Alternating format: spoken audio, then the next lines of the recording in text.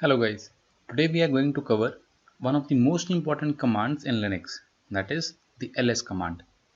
So the objective for today is that first we are going to understand the basics about the ls command, then we are going to cover around 10 options that we can use with ls command. I think ls command is the command which is having the most number of options associated with it, so it will not be possible to cover all the options, but we will cover 10 options which I think are the most basic ones that you should know about. And finally, we are going to test our understanding about how much we have learned about the ls command by answering a few questions. The ls command is used to list the directory contents. The directory contents here means that all the files and the subdirectories within the current working directory or any other directory that you may specify along with the ls command. So let's see how it works. You simply write ls and then you can see the contents of the current working directory because I have not specified any particular directory name. So by default, ls is going to show you the contents of the current working directory. So if I use the pwd command, it will tell me that the current directory is /home/Filjit. So whatever contents I am seeing with the ls command, these are for this particular directory. Now if you mention the directory name, let us suppose d1, then it is going to give me or going to show me the contents of the directory d1. Now what if I write the file name along with ls? Since file cannot contain other files, this time if the file is present, then it is going to list the file itself. So it's a good method, good practice to just write the file name rather than simply writing ls, because it helps you to focus on that particular file. Now if I write a file which does not exist, then it is going to give me an error. So this is the manner in which you can use the ls command. So either you can see whether the file exists or not, or you can see the contents of the current working directory, or if you specify the directory name along with ls, then it is going to list you the contents of that particular directory only. Now let us explore certain options with the ls command. If you go through the manual page for ls, you will find that there are lots of options that you can use with ls command. But for this particular video, we are just going to focus on the 10 options that we think that are most important or are the ones that everyone must know along with the ls command. So the first option is -a. -a option shows you the hidden files. Now if I write ls, you can see that these are the entries. Now how to view the hidden files is you write the -a option and you will see some extra entries. Okay, all these files are hidden files. If you just look at all these new entries, you will see that one thing is common. Each entry starts with a dot. All the hidden files in Linux are created by appending the file name with the dot sign. So dot secret is a file that is hidden file. So whenever you want to create a hidden file, always start that file with a dot. So let us suppose I want to create a hidden file new. If I do ls, I will not see the entry for this dot new file because it's a hidden file, but once I do ls -a, I can see the dot new entry. Alright, so -a is going to show you the hidden files. The next option is -l. -l option is going to display the long list.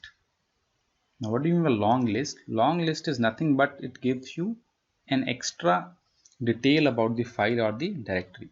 So ls is simply going to list you the file names or directory names, whereas ls-l is going to show you little more than just the names. Now what all these entry means, the very first thing, if you see that the entry starts with a d or a minus sign. Now d means that that particular entry is for a directory and minus sign means that's a file. So d1, d2, d3 are all directories, whereas f2, f1, small f2 and f3 are all files. After d or hyphen, you will see certain rwx, rwx or rw hyphen or har hyphen. These are the permissions that are available on the particular file or directory. R stands for read, W is for write, and X is for execute. So wherever the permission is not there, there's a hyphen sign. Now why 3 times RWX, RWX, RWX? There are 3 kind of users in this system. User, the one who has created the file or the directory entry. Next, the group to which the user belongs, and third is all others. So the first set of RWX is for the user or the owner of the file. The next set is for the group members, and the third set is for others. The next column tells you the number of links that there are for the file or the directory. Third column is the username, the user who has created that particular file or directory. The fourth column is the group name to which the user belongs. So in my case, the username as well as the group name is same. Okay, they may be same, they may not be same. The next entry is for the file size. Next is the date and time, and last is the name of the file or directory. The third option is to list the directories itself. Now what do you mean by list the directories itself? If I write ls and I write a file name, what should be the output? The file itself. If I write ls and d1, what is the output? The contents of d1. But what if I want to know whether d1 exists or not? So I just want to focus on d1, not the contents. Then I will use ls minus d and d1. And this time it simply says d1. This means that d1 is there. If I use ls minus l and a file name, it gives me the detail about the file f2. Now what if I want to know the detail about the directory d1? So if I write ls minus l d1, if you are thinking this, then it is wrong, because it is going to show you the list of the files within d1 and their details. So it is not giving me detail about d1. Now don't think you can simply use ls minus l and from there you can filter out d1. No, that's not the right manner. You use ls minus ld and then write d1 or any directory name. Now it gives me the detail about one particular directory only. The next option is to disable colored output. So now if I use ls, I am getting the colored output. Now the color combination depends upon what kind of permissions are there on the file or directory. So if you don't want to see the colored outputs, you can simply use ls minus f and then you will see everything in white only. The next option is to print the UID and the GID. So minus small n will help you to do that. Now what is UID GID? If you use ls minus l, in the third and fourth column you get the username and the group name. So rather than getting the username and group name, you are interested to know what is the user ID and the group ID. So there is a number assigned with every user and every group. So if you use the ls minus n option, the output will be same as minus l, but the only difference is now you are going to get the UID for the user and the group ID for the user. In my case, it's again the same. So again, it might be same, might be different. The details we are going to discuss in the video upon how to manage the users and groups. So as of now, just remember that minus small n option is going to give you the UID and the GID rather than the username and group name. The next option is to identify directories explicitly. So one of the methods is that you can use the ls minus l option and then see whether the entry starts with a D or with a minus sign, and then you will know, okay, this is a directory and this one is a file. An alternate is you simply use ls minus p option. All the directories will end with a slash sign, whereas all the files will be simply listed. Okay, now d1, d2, d3, they end with a slash. This means that they are directories, whereas all others are files. The seventh option is small r, which is used to reverse sort the output.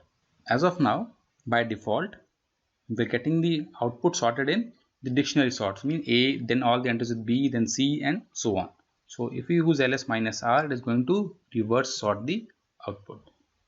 The eighth option is to list the directories recursively. So recursively means if you want to see the contents of the entire tree. So means all the entries at the first level, then second level, and so on. So I will just show you the difference. If you use ls minus r, if you simply use ls, these are the details. Okay, d1, d2, d3 are directories, f2, f1, f2, f3 are the files. So if I use ls minus r, now it shows me that within the current directory, dot means that the current directory. So within the current directory, these are the content. Now out of these, it says that d1 is a directory which further contains the files A and B. Again, within the current directory, there is a directory d2 which contains another directory d2 and d1. Within the current directory, there is a directory d2 Within D2 there is another directory D2 D1, but that directory is empty, so there is no content here. Similarly, within the current directory there is a directory D3 which is also empty. So minus capital R is recursively showing me the content within the entire tree. Now the ninth option is to sort the files by size, and the 10th option is to sort by modification date. So minus T will sort by modification date and minus capital S will sort by size. So we are going to use both the options one by one. If I write ls minus L, I see that the contents are sorted by name. So now I want to sort them by size. So I will write ls minus L S. So we can combine the options also. And now all the files are sorted by the size, with the largest size or the largest entry being listed first and then the smaller ones. Similarly for ls minus lt, you will find a different kind of an output where the files again are sorted with the recent ones being on top and so on. If you want to reverse sort this output, so you can simply combine these entries with the small r option and you will get the entries in the reverse manner. Similarly for the size also, L, capital S and R.